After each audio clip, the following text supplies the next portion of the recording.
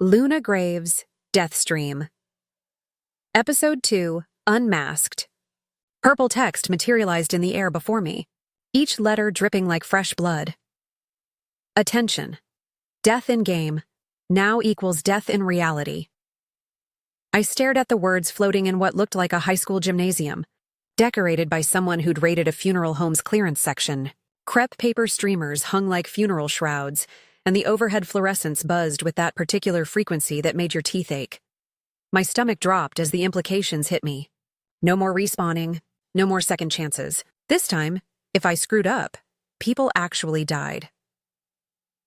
I looked sideways at the man standing next to me, all square jaw and worn leather jacket, with eyes that had seen too much of the wrong kind of world. Jake Morrison, the stranger who'd shown up at my door and somehow gotten pulled into this nightmare with me. Well, I muttered with all the enthusiasm of someone discovering their coffee had gone cold. This should be fun. 20 minutes earlier, I was explaining why the Ring was obviously superior to Ringu when my doorbell rang at exactly the wrong damn time. I froze mid-gesture, my hand still pointing at the webcam, where 20,000 viewers waited for me to finish my rant. The sound echoed through my apartment like a funeral bell, sharp, insistent, and somehow wrong. My chat exploded into a waterfall of impatient messages, but something cold crawled up my spine that had nothing to do with my apartment's busted heating. "Be right back, death addicts," I said, forcing my trademark smirk for the camera. But my voice came out flatter than usual. Something about that doorbell felt like the beginning of a really bad horror movie. Through the peephole, I saw a man who looked like he'd walked straight out of central casting for Supernatural, all square jaw and worn leather jacket, with eyes that had seen too much of the wrong kind of world. He stood perfectly still, not checking his phone or fidgeting like a normal person, just waiting, like he had all the time in existence. Luna Graves. His voice carried through the door with unsettling certainty. Not a question. Depends on who's asking. I kept my hand on the doorframe, every instinct screaming that this wasn't some fanboy with boundary issues. This felt different, dangerous. Jake Morrison. We need to talk about what you really are. The words hit like ice water. My supernatural senses were practically vibrating now, like a smoke detector with a dying battery. Before I could slam the door in his face, the world lurched sideways. My vision blurred as colors bled together like watercolors in rain. The familiar weight of my apartment, the cluttered desk, the ring light's harsh glow, the smell of yesterday's takeout, all dissolved into streaming pixels of light. Oh, you've got to be kidding me. When reality reassembled itself, Jake Morrison and I stood in that gymnasium from hell. Now, staring at the Nexus's death announcement, I realized my streaming career had just taken a very dark turn. Jake shot me a look that could have curdled milk. Fun? His voice carried the kind of edge that suggested he'd seen actual people die, not just pixels on a screen. Lady, if you think this is entertainment, you're about to get a very ugly wake-up call. Before I could fire back with something appropriately sarcastic, more figures materialized around us like glitches in a bad Matrix reboot. The Nexus was apparently populating its little reunion from hell. First came a girl in a pink Letterman jacket that looked like it cost more than my rent, her blonde hair styled in those perfect beach waves that screamed, "Influencer." She was clutching her phone like Gollum with his precious ring. "What the actual heck?" she whispered, then louder. "Where's my signal? I was in the middle of a sponsored post." "Of course you were." Next appeared a stocky guy in a tracksuit, built like he could bench press a Honda. His eyes darted around the gym with the paranoid intensity of someone who'd spent too many years checking for ambushes in high school hallways. Then came the others, materializing like bad special effects. A nervous-looking Asian guy in an expensive suit who immediately pulled out 3 different phones. A mousy brunette who seemed to shrink into herself the moment she arrived. And, "Holy crap, Luna!" Finn stumbled into existence near the bleachers, grinning like he'd just won the lottery. Same hoodie, same manic fanboy energy, but there was something different about his eyes now. A hardness that hadn't been there in the Antarctic base. "Well, well," I said, managing to find my smirk again. "Look who survived their first episode." "Barely," he said, still staring at me like I was the last slice of pizza at a sleepover. "But I learned things." God, Luna, I learned so much. My phone buzzed with notifications. My audience was still connected somehow, which meant 20,000 people were about to watch me either triumph spectacularly or die horribly. The comments were already flooding in with their usual mix of excitement, concern, and increasingly creative speculation about Jake's sudden appearance in my life. Some were already shipping us, because the internet never changes, even during supernatural crises. Jake was already moving, his predatory gaze cataloging exits like he was planning a heist. Everything I should have been doing instead of basking in fan worship. The dude moved like he expected someone to start shooting at any second. Very Dean Winchester meets Jason Bourne. 6 entrances, he said quietly. But I'm betting they're all locked. Windows are too high, and that emergency exit probably triggers an alarm. He paused, studying me with those annoyingly perceptive eyes. And before you ask how I found your apartment, let's just say your Antarctic adventure left digital breadcrumbs. Police databases, hospital records, some very interesting security footage from your building's lobby. So you're what, some kind of discount Winchester brother? I asked, his mouth twitched. More like the one with better research skills and fewer daddy issues. Well, that was both concerning and oddly attractive. The influencer girl, her name tag read, "Hi, I'm Becca Chen." Hearts in aggressively cheerful font, was still frantically tapping her phone like it owed her. Money?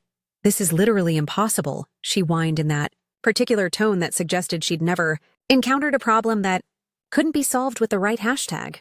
I have 5 bars everywhere. Everywhere. My followers are probably thinking I ghosted them. Maybe focus on the "we might actually become ghosts" part, I said with my trademark deadpan delivery. Finn was bouncing on his heels like a caffeinated golden retriever. Luna, this is so crazy. 2 episodes. Do you think we're like the main characters now? Like a whole series? Before I could crush his adorable optimism with reality, the stocky guy in the tracksuit stepped forward. His name tag said Marcus Torres, Coach Torres now. Her with a little whistle emoji that was trying way too hard to be cute. All right. Everybody shut up and listen, he barked in full gym teacher mode, the kind of voice that had probably crushed 1,000 teenage dreams. I don't know what kind of sick prank this is, but I'm not playing along. Oh, Marcus. Sweet doomed Marcus. I could practically see the first victim sign hovering over his head in neon letters. The whole scene felt like the opening of every slasher movie ever made, except I was apparently starring in this one instead of just reviewing it. That's when the lights decided to take a dramatic pause. Not a gradual dimming, a sharp, sudden cut to black that made the darkness feel like it had teeth, the kind of dark that presses against your eyeballs and whispers about things that go bump in the night. Someone screamed. Becca, obviously. Blondes always scream first. It's like a law of physics. Emergency lighting kicked in a heartbeat later, casting everything in that sickly red glow that makes everyone look like extras in a zombie apocalypse movie. The gymnasium stretched out around us, those sad crepe streamers now looking more like the world's most depressing crime scene tape. Purple text materialized in the air like the world's most ominous PowerPoint presentation. Nexus. Welcome to Westfield High's class of 2014 reunion. You are all attendees. Objectives. Primary. Survive until dawn, 6 hours. Secondary. Unmask the killers before they eliminate half the players. Bonus. Solve the mystery behind the original Westfield High murders. Rewards. Survival. Enhanced reflexes and combat instincts, unmasking killers. Supernatural detection abilities, the bonus completion. Permanent chat communication link. Your audience can guide you in all future episodes. Punishment. Death. I stared at the floating objectives, my brain processing the implications. 6 hours until dawn.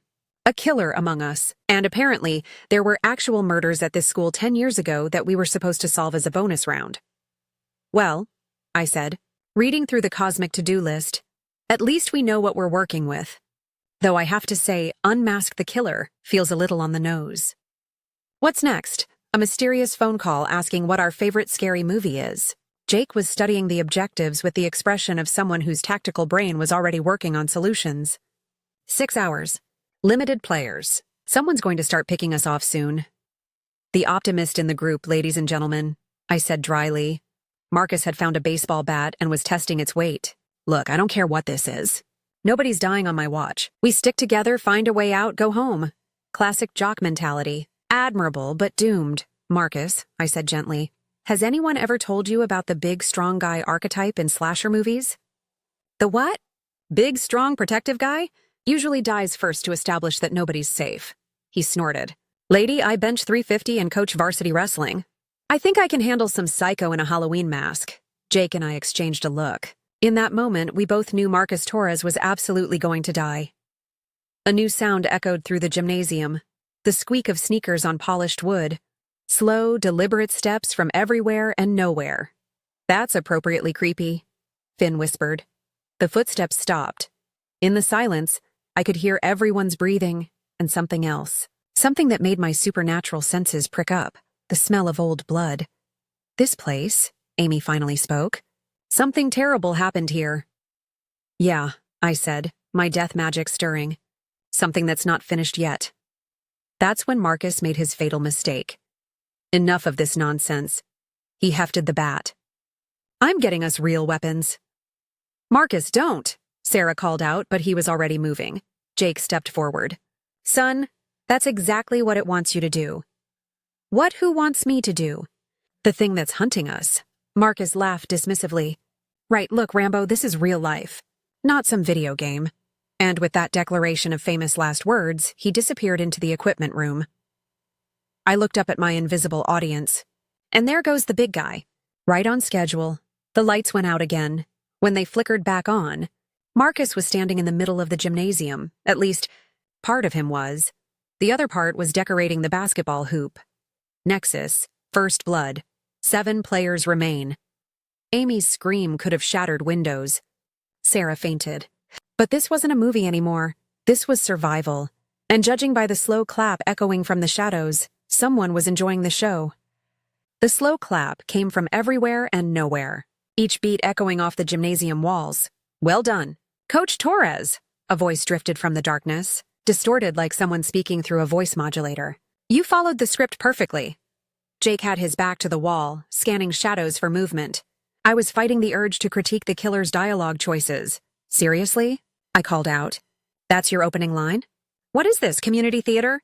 The clapping stopped. Nexus. The killer does not appreciate reviews during gameplay. Too bad, I muttered. If you're going to murder people, at least have some style. Everyone shut up, Jake commanded. We need to move. Staying in the open makes us targets.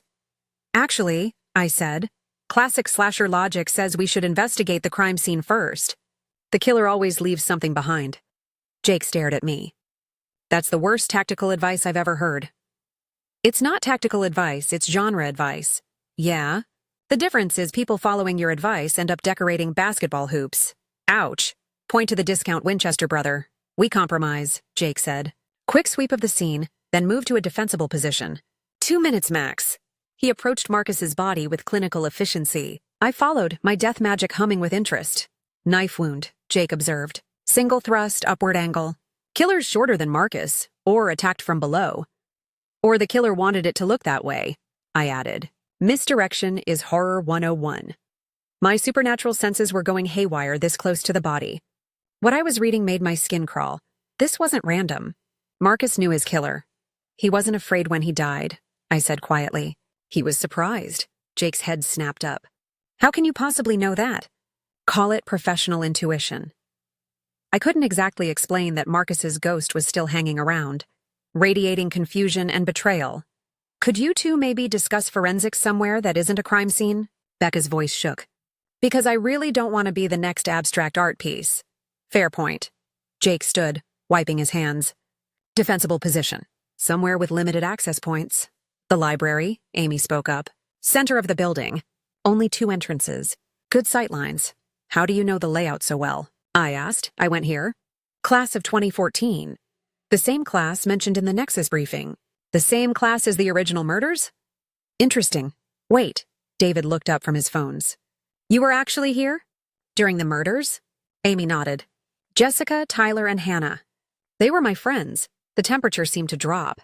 Not supernatural cold, just the chill that comes when you realize you're standing next to someone with a personal connection to whatever's hunting you. Well, I said with false cheer, this just got significantly more complicated. The library looked exactly like what you'd expect from a high school that peaked during the Clinton administration. Dusty books, ancient computers, and that particular smell of old paper and teenage despair. Jake immediately started barricading entrances while we huddled near the circulation desk. "Time for exposition," I said. "Amy, you knew the victims. What's the real story?" Amy looked like she'd rather be anywhere else, but after a moment she started talking. "Senior year, 3 weeks before graduation.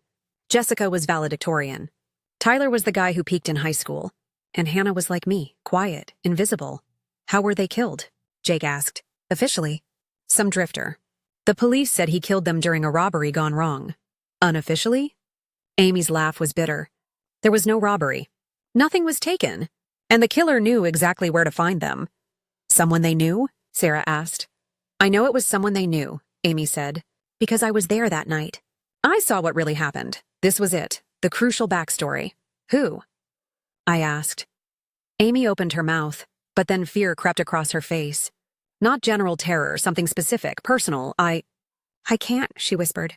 "If I tell you, they'll know. They'll know I finally talked." That's when the lights went out. In the darkness, I heard the distinct sound of someone moving. Not heavy footfalls, but something quieter, stealthier, like someone was already inside with us. "Nobody move." Jake's voice cut through the darkness. "Sound off, Luna?" "Here," I said, trying to keep the concern out of my voice. My death magic was stirring, but not like it had around Marcus's body. This was different, older. "Becca? Still here and still hating this," came the terrified response from somewhere near the circulation desk. "David?" "Present," he said, his voice cracking nervously. "Finn?" "Here, Luna." His voice was closer than I expected. "Sarah?" "Still here," came her voice from near the encyclopedias, steadier than I would have expected. "Still wishing I was literally anywhere else. Amy?" "Nothing." Then, from somewhere in the stacks, came a sound that made my blood freeze. Quiet, heartbroken sobbing. But it wasn't from any of us. The sound was ethereal, otherworldly.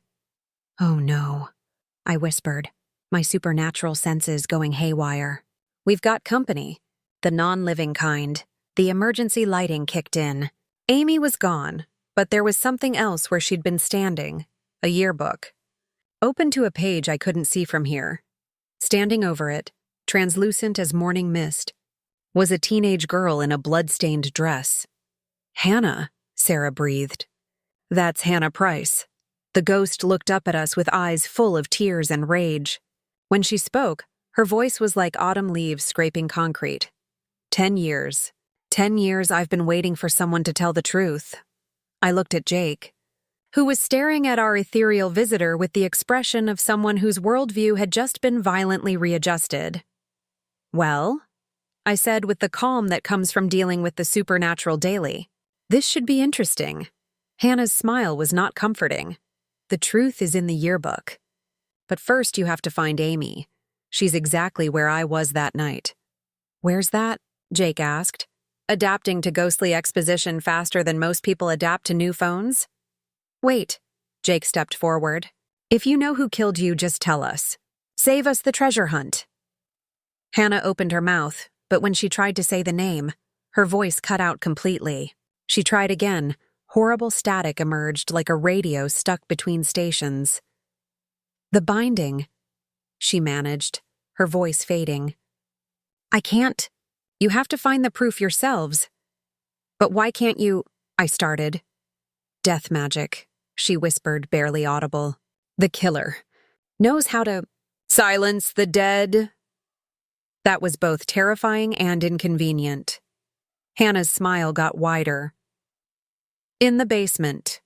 With that ominous exposition, she vanished completely. "Wait," Becca spoke up suddenly, her voice shaking but determined. "We should split up. David and I could check the security office. Get the cameras working." David looked hopeful. "If I can access the school's network, maybe get surveillance back online?" "Absolutely not," Jake said. "We stick together." "But think about it," Becca pressed desperately. "Amy's down there alone. If David and I can get eyes on the building, we can watch your backs." She was right, which was annoying. The logical part of my brain could see the tactical advantage. "It's too dangerous," I said. "The security office locks from the inside," David said, gathering his tech gear. Steel door, deadbolt. We'd actually be safer there. Jake was weighing options. Eyes in the sky versus keeping the group together. 5 minutes, he said finally. First sign of trouble, you lock yourselves in. Deal, Becca said quickly. David, come on! Let's go save everyone. As they headed out, I watched Becca's face in the red emergency lighting. For just a moment, her expression of determined fear slipped into something else. Something satisfied, but then it was gone. I moved toward the yearbook. When ghosts tell you to read the yearbook, you read the damn yearbook. It was open to senior superlatives, those painfully cheerful predictions about who'd be most successful. But someone had taken a red pen to the page, scrawling angry messages across photos and text in jagged handwriting. Well, I said, studying the modifications. Our killer's not exactly subtle. Jake peered over my shoulder. I caught a whiff of leather and gunpowder, comforting, in a this guy has definitely killed things before kind of way. This is personal, he said. Someone with a grudge against the class of 2014. Right, Jake said, already moving toward the exit. Let's go save Amy. I started to follow, but something about his immediate take-charge attitude rubbed me wrong. Hold up, Winchester. I've done this before, twice. Maybe we should think strategically instead of charging in. Jake paused, eyebrow raised in that way that suggested he was humoring me. I'm listening. Obviously we go in loud and fast, I said, warming to my theme. Classic rescue mission. We surprise them with aggression. It's subverting expectations. Sarah cleared her throat. Shouldn't we scout first? Check for... Sarah, honey. I cut her off with a patronizing smile. I appreciate the input, but this isn't your first rodeo. It's mine. Trust the professional. I didn't notice Sarah's eyes sharpening at being dismissed, or how her hand briefly moved toward her jacket pocket before she caught herself. I also didn't notice Jake's expression shifting from humoring to genuinely concerned. Luna, he said carefully, charging into an unknown tactical situation without reconnaissance is how people end up dead. And creeping around in the dark is how people get picked off one by one, I shot back. Horror movie 101. We take away the killer's advantage by being bold. Finn nodded eagerly. Luna's right. In all the movies, the people who take charge survive. This isn't a movie, Jake said, his voice carrying that edge again. I waved him off with the confidence of someone who'd never been wrong about anything important. Trust me, I've got this. 23 minutes later, I was beginning to think I might not, in fact, have this. The basement was a maze of maintenance tunnels that definitely hadn't been in any high school blueprint. My brilliant, loud and fast approach had been thwarted by the fact that there were 15 different ways down here, and I'd confidently chosen the one that led to a dead end. Jake had been quietly mapping our route with methodical precision. While I'd been charging ahead like a caffeinated bull, he'd been noting sightlines, checking corners, doing all the boring tactical stuff that apparently mattered. Left, he said quietly, gesturing toward a corridor I'd been about to walk past. Fresh scuff marks. Someone was dragged this way recently. I squinted at the floor, trying to see what he was seeing. How can you possibly tell? Experience. He moved past me, taking point with natural authority that was starting to annoy me. Stick to the walls, watch for tripwires, and stop talking. Sarah was moving behind us with surprising grace for someone who'd fainted earlier. More composed than expected. Less jumpy, more aware. That's when we heard the scream. Amy's voice, echoing from somewhere deeper, cut off abruptly. There, I said, pointing toward the sound. We go now, fast, before... Wait, Jake grabbed my arm. That was too convenient. Too obvious. Another scream, from a completely different direction. Jake gave me a look that managed to be both, I told you so, and deeply concerned. Audio equipment. The killer's hurting us. Before I could argue, a third scream echoed through the tunnels. This one was different. Raw, terrified, definitely real. That's her, I said, every instinct screaming at me to move. That's really her. Jake was already moving, but not toward the scream. Instead, he headed toward a junction that would let us approach from an angle. Wrong way, I hissed. Right way, he corrected. You want to run straight into whatever trap is waiting? Be my guest. I'm going to actually help Amy. And with that casual dismissal of my entire plan, Jake Morrison disappeared into the shadows. I stood there with the growing realization that maybe I wasn't quite as much of an expert as I'd thought. Luna? Finn's voice was small, uncertain. Should we follow him? I looked at the corridor where Amy's scream had come from, then at the junction where Jake had vanished. My movie knowledge said go toward the scream. No, I said, my confidence returning. Jake's being paranoid. That was Amy screaming. We go help her, now. My phone buzzed. My chat was still running. The comments were flooding in with warnings I couldn't see in detail, but I could feel their sentiment. Doubt. Chat. I whispered to my phone, forcing my trademark smirk. Trust your girl? I know what I'm doing. I turned the phone face down. I didn't need their doubt right now. Come on, I said to Finn and Sarah. Movie logic beats military paranoia every time. We headed toward where Amy's scream had echoed from. The corridor was narrow, lined with old pipes that dripped condensation. Luna, Finn whispered as we crept forward. This feels really exposed. That's because you're thinking like a victim instead of a hero, I said. But even I could hear the forced confidence. In movies, the bold move is what? The tripwire caught Finn at ankle height. I heard the snap of breaking fishing line, then a mechanical click that made every horror instinct scream. Finn had just enough time to look down with confusion before the improvised explosive device went off. Not enough to kill. This wasn't that kind of trap. But enough to send him sprawling backward with a cry of pain, his leg twisted at an angle that made my stomach lurch. Finn! I dropped to my knees beside him, my hands shaking as I tried to assess the damage. This wasn't supposed to happen. The hero was supposed to save everyone. But my hands were trembling as I touched his leg, and he was making small, hurt sounds that cut through me like glass. I can't feel my foot, he whispered, face pale with shock. Sarah was beside us instantly, her movements suddenly sharp and professional. Don't move him, she said, her voice completely different from the scared civilian act. Possible fracture. We need to stabilize. She caught herself, but too late. I looked up at her with new eyes, taking in how she'd automatically checked his pulse, the clinical assessment she was doing. Who are you? I asked quietly. Before Sarah could answer, my phone lit up with notifications. I could feel my audience's reaction. They could see my hands shaking, see that I'd made the wrong call, see that maybe I wasn't the competent supernatural investigator I'd built my brand around. For the first time since I'd started streaming, I felt like a fraud. I'm sorry, I whispered to Finn. I'm so sorry. This wasn't supposed to happen. Luna, he said through gritted teeth. It's okay. We'll figure it out, but it wasn't okay. I'd been so confident, so sure I knew better than everyone else. And now Finn was hurt because of my arrogance. My phone buzzed with an incoming call. Jake's number, where are you? His voice was sharp, urgent. Basement tunnel system. Finn's hurt because Listen carefully, Jake cut me off. I found David in the security office, dead, throat cut, defensive wounds on his hands. The killer knew him, got close enough for a personal attack. My blood went cold. What about Becca? The security footage shows her entering the office with David, but here's what you need to understand. The blood spatter pattern, the angle of wounds, the way the body was positioned. Luna, Becca didn't just kill David. She's been killing people for years. This isn't her first time. The weight of his words hit me like a freight train. While I'd been playing amateur detective with movie logic, Jake had been doing actual police work. You figured all that out from crime scene analysis? Physical evidence doesn't lie, Luna. Blood tells a story if you know how to read it. And the story here is that our scared little influencer is actually a practiced killer. I felt my supernatural senses stirring, but not in the way I expected. There was something else here, something older and angrier than just Becca's crimes. Jake, there's more. I can feel something supernatural about this place.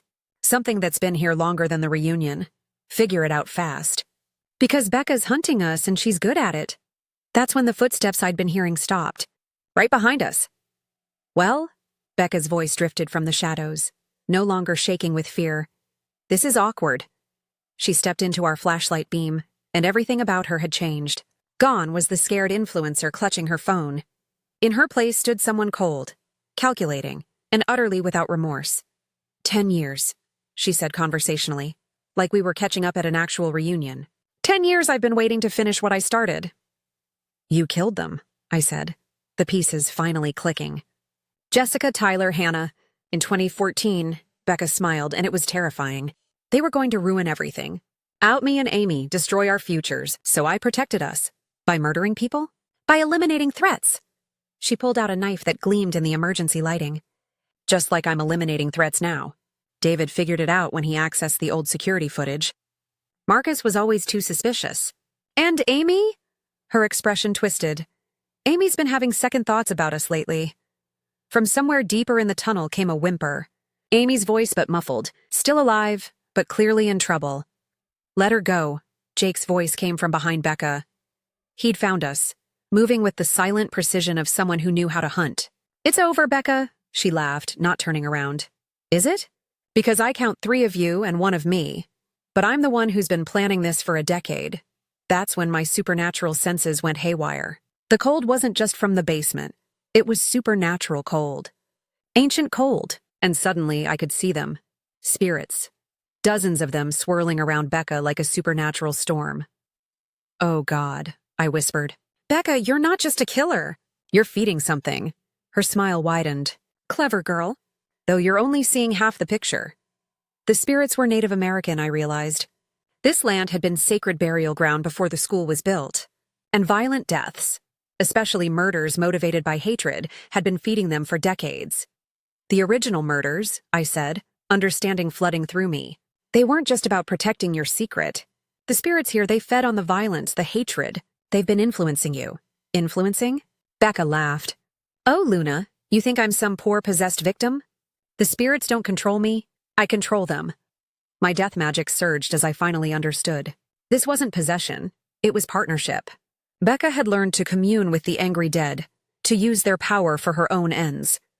You've been practicing, I breathed. For 10 years you've been learning necromancy, learning to bind spirits to your will. Give the girl a prize, Becca said, though it won't save you. The temperature plummeted as she raised her knife, and I felt the weight of dozens of restless spirits pressing against reality. She wasn't just a serial killer. She was a supernatural threat that had been growing stronger for a decade. But here's the thing about being humbled. It makes you listen better. And what I was hearing now, through my death magic, wasn't just angry spirits. It was pain. Centuries of pain from the desecrated burial ground. And underneath Becca's necromantic control, I could feel their desire for peace, not revenge. You're hurting them, I said, my power rising to meet hers. The spirits. You think you're using them, but you're torturing them, binding them to your will instead of letting them rest. They're tools, Becca snarled. Nothing more. They're people, I shot back. And I'm going to set them free. The supernatural battle that followed was unlike anything I'd ever experienced. Becca had raw power and years of practice, but I had something she didn't. Respect for the dead. Instead of trying to control the spirits, I spoke to them. Listened to their pain. Offered them what they'd been denied for centuries. Peace. One by one, they broke free from Becca's bindings, choosing rest over revenge. And as her supernatural support crumbled, Jake moved. The fight was brief and decisive. Without her spirit army, Becca was just a human with a knife facing a trained hunter with enhanced reflexes. Jake disarmed her with ruthless efficiency, restraining her with zip ties while I focused on laying the remaining spirits to rest. When the supernatural storm finally calmed, we found Amy tied up in a storage room, alive but traumatized. Finn was going to be okay. His leg was sprained, not broken. And Becca was crying. Not the manipulative tears of her influencer persona, but the broken sobs of someone whose decade-long plan had just crumbled. I loved her, she whispered. I did it all for love. No, Amy said quietly from where Jake was untying her. You did it for control. Love doesn't require murder. You don't understand, Becca's voice cracked. They were going to destroy us. Jessica, Tyler, Hannah. They found out about us. They said they'd tell everyone, ruin our futures. They made Amy do things. Horrible things. Said if she didn't, they'd make sure everyone knew we were together. This was 2014. It would have destroyed our lives. Amy's face was streaked with tears. I told you we could run away. Start over somewhere else. But you said killing them was the only way to make it stop. Because it was, Becca screamed. I protected us. I saved us both. You murdered 3 people, Amy said. And then you made me help cover it up. For 10 years I've lived with what we did. What you did! What we did! Becca corrected desperately. We did it together. We're in this together. We always have been. That's when purple text materialized in the air, cutting through the emotional confession, Nexus. Interesting performance. But ultimately irrelevant. The temperature in the basement plummeted. Both Amy and Becca looked up at the floating words with confusion that turned to dawning horror. What? Becca whispered. Nexus. Amy Fletcher died in a car accident, March 15, 2015. Rebecca Chen died by suicide, March 16, 2015. Their guilt proved. Useful for this scenario. I felt my death magic surge as the truth hit me like a sledgehammer. They're already dead, I breathed. You're both already dead.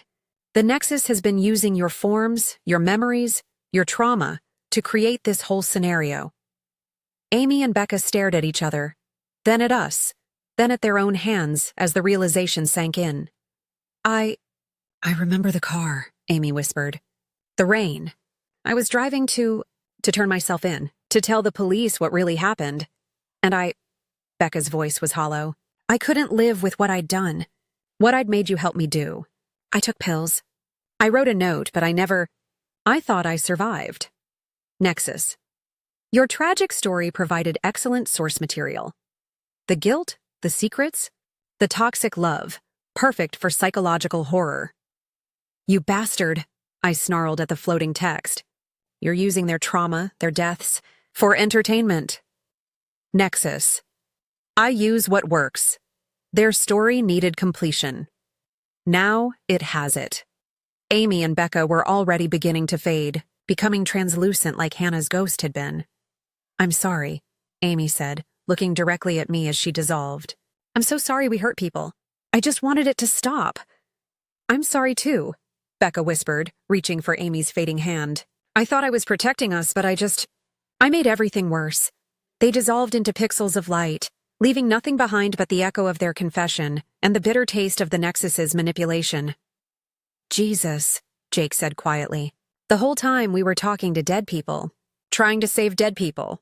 The Nexus has been playing us, I said, my anger rising, using real victims, real trauma, turning their pain into a game. Nexus. The game continues. Their story is complete. Yours is just beginning.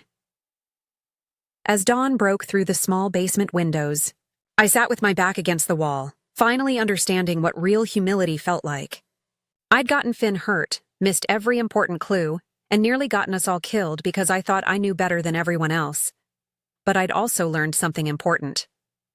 Real supernatural investigation wasn't about knowing all the horror movie rules. It was about listening to the living and the dead, to evidence and intuition, to people who knew things I didn't. Nexus. Episode complete. All objectives achieved. Primary objective. Survival complete. Jake Morrison, Luna Graves, Finn Torres, Jess Miller. Enhanced reflexes and combat instincts. Secondary objective. Unmasking killers. Complete. Jake Morrison. Supernatural detection abilities awarded bonus. Objective. Solving original mystery. Complete. Luna Graves. Permanent chat communication link established. Well, Jake said, settling beside me as the world began to dissolve. That was educational. I looked at him, really looked. I'm sorry. For not listening. For getting Finn hurt. For thinking I knew better than you. Apology accepted, he said simply. But Luna? When it came to the supernatural stuff, the spirits and the necromancy, I couldn't have figured that out. We made a good team in the end. Sarah, or Jess as I now knew her to be, nodded. Agent Jess Miller, Department of Supernatural Affairs, she said, finally dropping her cover. Different expertise for different problems. The department's going to want a full report on Becca's necromantic abilities. My phone buzzed with the new permanent chat connection. I could feel my audience's reaction, pride in my growth, excitement about the team dynamic, and yes, plenty of shipping comments about Jake and me. The world dissolved around us in that familiar kaleidoscope of colors and streaming code. But instead of finding myself back in my gaming chair like last time, I materialized right where this whole mess had started, standing in my apartment doorway, staring at Jake Morrison through my peephole. Except this time, I opened the door. Well, I said, keeping my hand firmly on the doorframe. That was educational. Jake stood there for a moment, still processing the transition from supernatural battlefield to normal apartment hallway. You okay? Define okay, I said with my trademark deadpan delivery. I just learned that my ego nearly got people killed, so that's a real confidence booster. My phone buzzed with chat notifications. I could feel their sentiment without looking. Concern for me, approval of Jake, and an increasingly creative shipping campaign. Your audience seems invested, Jake observed, glancing at my phone with what might have been amusement. They're watching right now, aren't they? I realized, looking up at him with something between embarrassment and irritation. Fantastic. They just witnessed me having my first real moment of humility in, well, ever. They'll never let me live this down. The comments were probably going wild with reaction gifs and memes about my character development. Could be worse, Jake said with that almost smile that was starting to feel dangerously familiar. At least you learned something. Yeah, well, I stepped back slightly, very aware of how close we were standing and how my chat was probably losing their collective minds about it. Don't expect me to make a habit of it. I've got a reputation for being insufferably arrogant to maintain. There was a moment of awkward silence where neither of us seemed to know what to say next. We'd just fought supernatural forces together, but we were still essentially strangers who'd met under the most bizarre circumstances possible. So, Jake said finally, this is the part where we pretend this was normal and go back to our regular lives? Pretty much, I said, crossing my arms. Until next week anyway. Assuming we both survive that long without the Nexus trying to murder us. My phone lit up with a brief purple flash, just enough for both of us to see the Nexus logo, but no details. Next episode's coming, I said, stating the obvious because apparently trauma made me bad at conversation. Jake nodded, understanding without needing explanation. Same time? Same time, I confirmed. Try not to get yourself killed between now and then, Winchester. I'd hate to have to find a new partner just when I was getting used to you. Being right about everything. My chat was probably exploding with partnership comments and shipping fuel. He chuckled, actually chuckled at my sarcasm. I'll do my best. And Luna, for what it's worth, you did good tonight. The supernatural stuff, I mean, I couldn't have handled that part. Before I could come up with a suitably sarcastic response that would hide how much that compliment meant to me, he was already walking away down the hallway. I closed the door and leaned against it, looking at my camera with the expression of someone who'd just had their entire worldview rearranged. Well, death addicts, I said, settling back into my streaming setup. That was episode 2. Learned some things about myself that I wasn't exactly thrilled to discover, but hey, character growth. Apparently, it's a thing that happens to people. I could feel the flood of supportive messages, along with the inevitable shipping comments about Jake and me. I looked directly into the camera, trying to regain some of my usual composure. Next week, the Nexus has something else planned for us. And judging by tonight, I paused, remembering the feeling of my hands shaking, of being genuinely scared for someone else's safety. It's probably going to be exponentially worse. But at least this time, I won't be going in completely alone. And before you ask, no, that's not character development. That's just basic tactical advantage. My chat was definitely calling me out on that obvious lie. I'm ending the stream now before you people give me an aneurysm, I announced. Luna Graves, signing off. Try not to manifest any supernatural entities while I'm gone. Liked this clip? Dive deeper into the story. Check out the audio novel series on my channel. Cheers!